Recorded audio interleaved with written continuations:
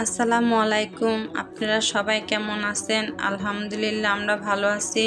আজকে আমি নতুন একটা রেসিপি নিয়ে আসলাম, বেগুন আলু দিয়ে রুই মাছের ঝোল।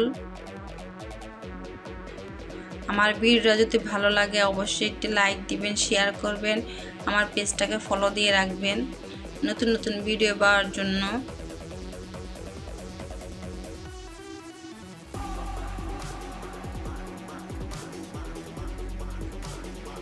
এই তো দেখতে পাচ্ছেন আমি এখানে সমস্ত কিছু গুছিয়ে রেখেছি।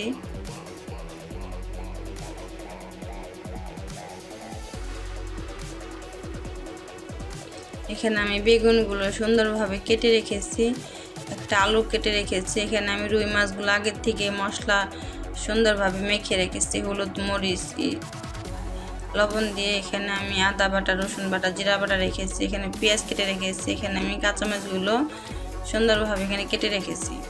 এতে চুলা আমি একটা প্যান বসিয়ে দিলাম। এখানে আমি সামান্য পরিমাণ তেল দিয়ে দিলাম। তেলটা গরম হয়ে গেলে আমি এখানে মাছগুলো দিয়ে দিব। আমার তেলটা গরম হয়ে গেছে, আমি এখন মাছগুলো দিয়ে দিলাম।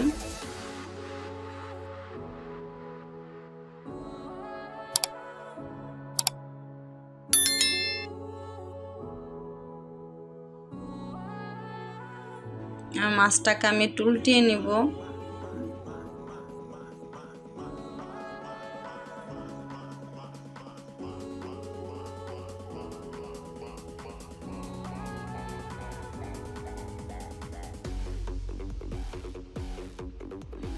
তো মাছটাকে আমি আরেক পিঠ উল্টিয়ে নিচ্ছি, দেখতেই পাচ্ছেন।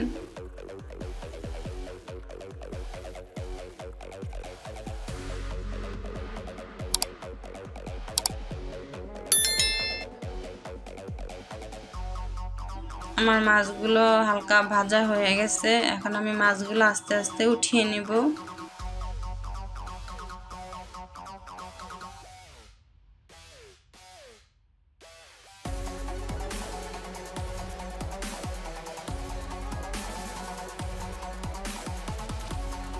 আমার মাছগুলো উঠানো শেষ হয়ে গেছে। এখন আমি এখানে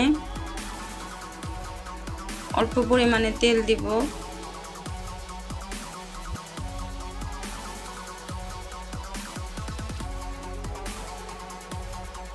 এখন আমি এখানে কেটে রাখা পেঁয়াজ কুচি আর কাঁচামরিচগুলো আমি এখানে দিয়ে দিল। এখন আমি সুন্দরভাবে এগুলোকে হালকা ভেজে নিব।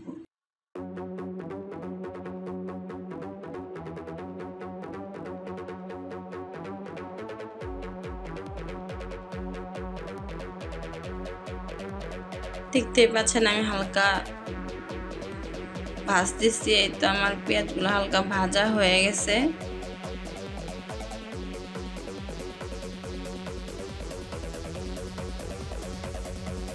এখন আমি এখানে সামান্য পরিমাণ পানি দিয়ে দিব।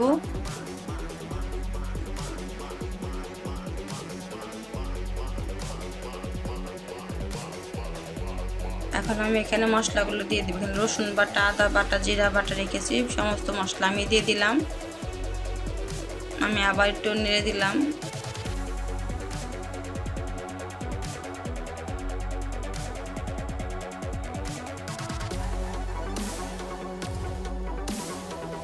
এখন আমি এখানে হলুদ গুঁড়ো দিয়ে দিলাম হাফ চামচের মতন। এখানে আমি মরিচ গুঁড়ো দিয়ে দিলাম 1 চামচের মতন। হাফ চামচের একটু কম ধনিয়া গুঁড়ো দিলাম। আমি আবার সুন্দরভাবে মশলাটাকে একটু নেড়ে দিব।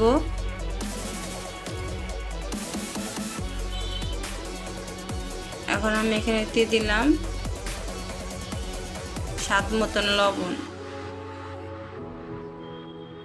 মশলাটা সুন্দরভাবে এখন আমি কষিয়ে নিব।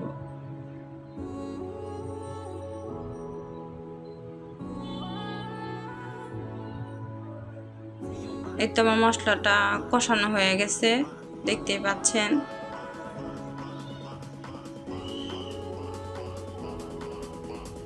এখন আমি কেটে রাখা আলু আর বেগুনগুলো সুন্দরভাবে দিয়ে দিব।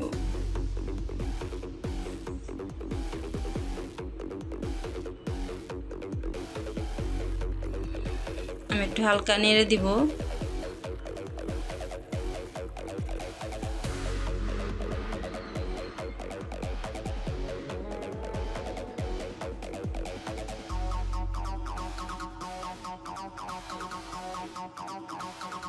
আমার ভিডিওটা ভালো লাগলে অবশ্যই একটি লাইক দিবেন, শেয়ার করবেন, পেজটাকে ফলো দিয়ে রাখবেন নতুন নতুন ভিডিও পাওয়ার জন্য। দেখতে পাচ্ছেন আমি বেগুনগুলো সুন্দরভাবে একটু নেড়ে দিলাম। এখন আমি এখানে সামান্য পরিমাণ পানি দিয়ে বেগুনগুলোকে আমি ঢেকে রাখবো।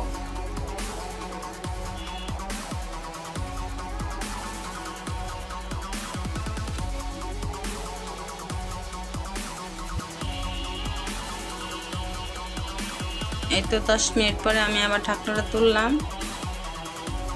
আমি আরেকবার একটু বেগুনটাকে সুন্দরভাবে নাড়া দিয়ে দিব।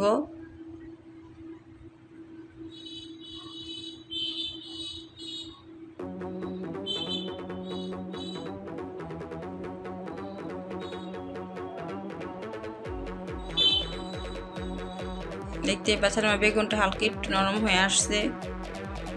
এই পানিতে আমার বেগুনটা সুন্দরভাবে কষানো হয়ে যাবে, এমনকি সিদ্ধ হয়ে যাবে। আমি ঢাকনা দিয়ে আবার ঢেকে দিলাম।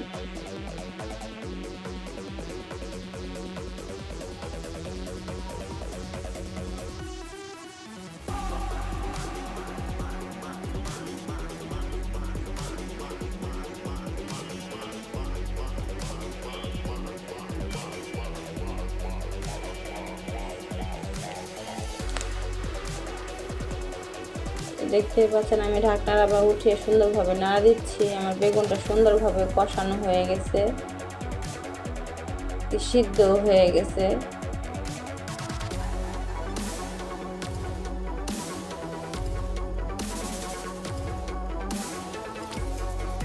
দেখতেই পাচ্ছেন আমি সুন্দরভাবে আস্তে আস্তে করে এগুলো নাড়ছি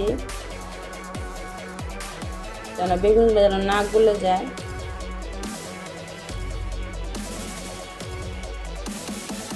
এখন আমি এখানে ঝোলের পানি দিয়ে দিব।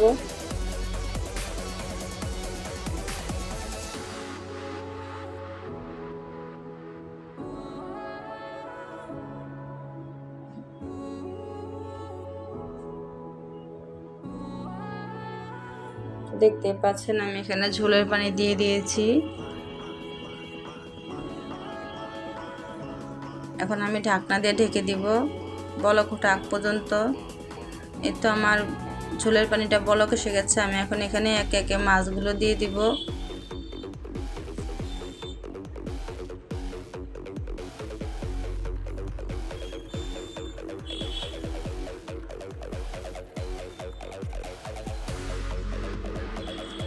দেখতে পাচ্ছেন আমি মাছগুলো দিয়ে দিলাম। এখানে আমি হালকা একটু নেড়ে দিচ্ছি।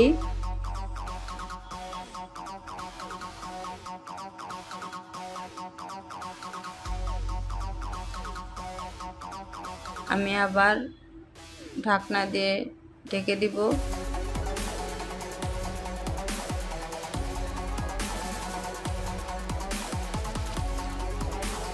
আমি ঢাকনা উঠিয়ে ফেললাম। তো দেখতেই পাচ্ছেন আমার তরকারিটা কিন্তু হয়ে গেছে।